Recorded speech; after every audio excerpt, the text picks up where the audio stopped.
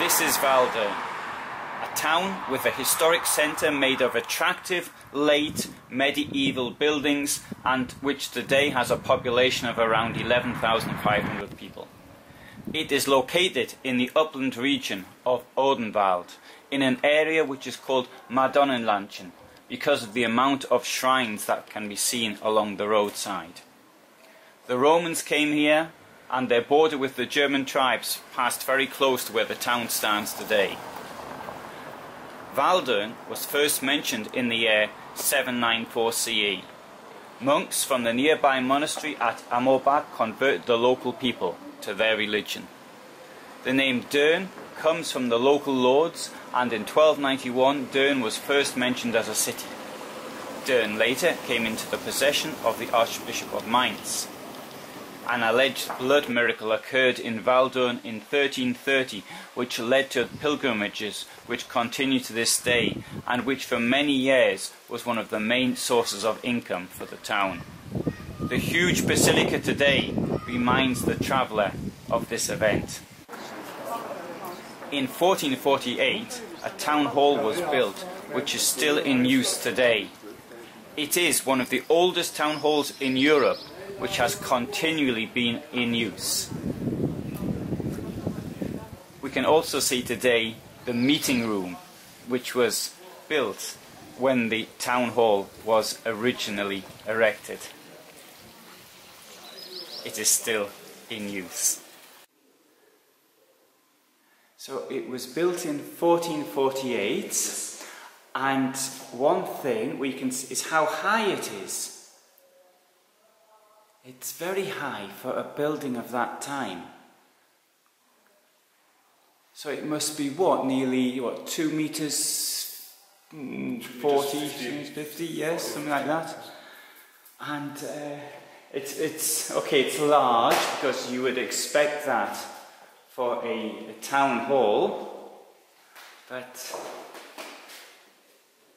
yeah, it's a fantastic building. This wood is nearly 600 years old. Sorry, in this condition. Yeah. Wow. It's living wood. Yes, it's living. Yeah. It's amazing to see it. Wow. That's great. Thank you.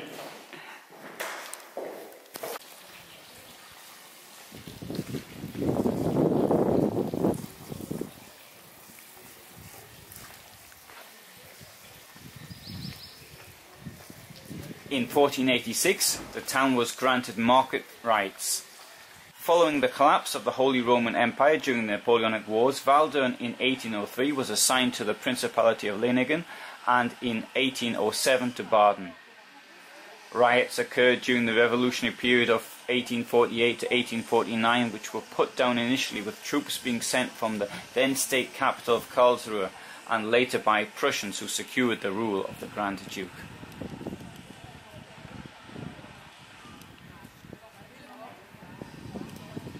Other than the town hall, there are many old historic buildings, including parts of the city wall from 1335. One can follow the Roman border along hiking trails marked initially by a reconstructed border fence, which has been reconstructed in part in the forest next to the largest nearby fort.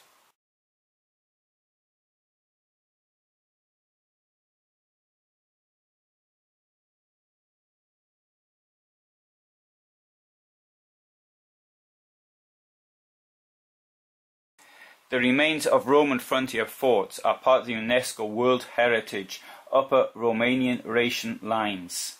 Just inside the former border there is the remains of a bathhouse located next to a spring from which people still take water today. In the forest there's also an animal park with deer and wild boar, easily accessible either on foot or on bike.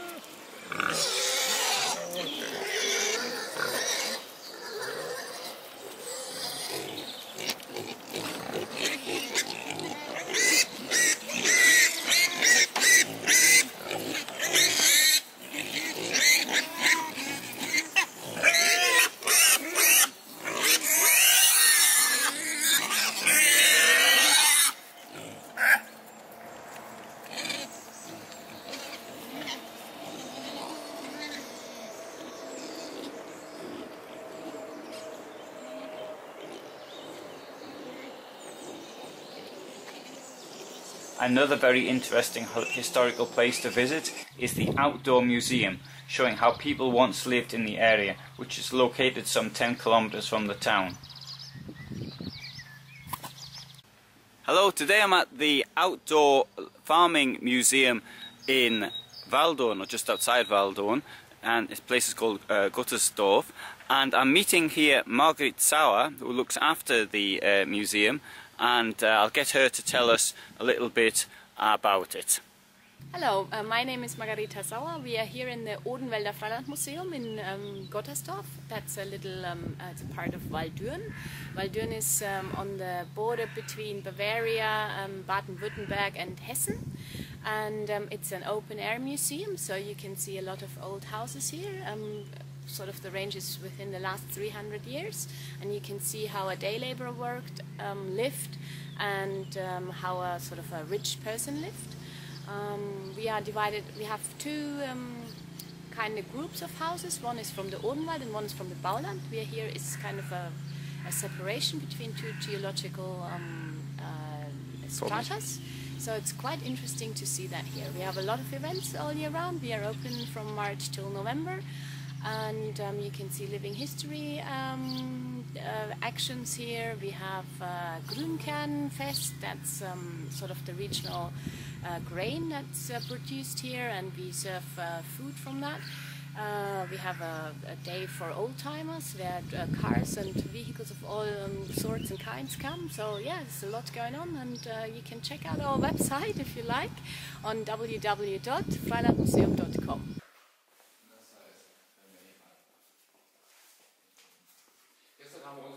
At Buchen, there is one of the largest cave systems in Germany.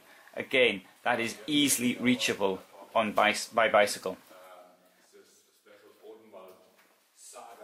Yeah, the tail.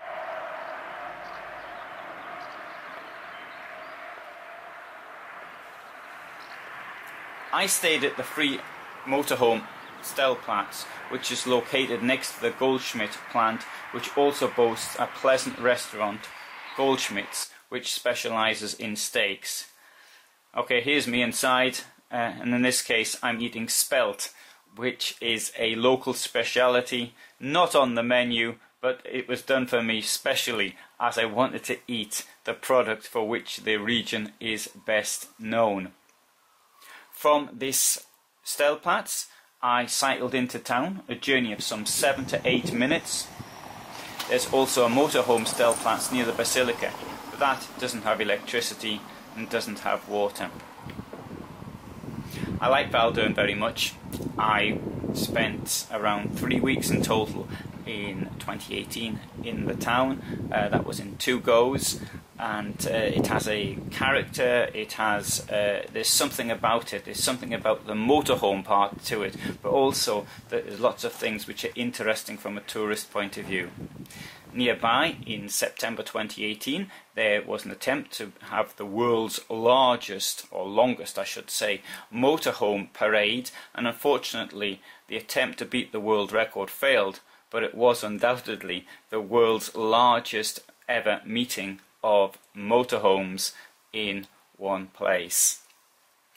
Another attempt will be made at the world record in September 2019. And if that doesn't work, perhaps we'll be trying another attempt in September 2020. Of all the things I did whilst at Walldürn, there's still one thing which I now look back on. In a way, I'm still in a high over it, and quite literally. That was, I went up in a small aircraft and had a tour around the Odenwald, around Walldürn, seeing it from the air, which for me was absolutely incredible. We had, I think, perfect flying conditions, and it was absolutely marvellous. And I published the entire film of my flight. A friend also filmed the aeroplane going up from the ground, which was interesting to see it from 2 points of view, and it was absolutely marvellous. And to me, I think even that was the high point, little joke there, of the tour. It really quite wonderful. Something which you can actually arrange at the local flying club, should you be interested.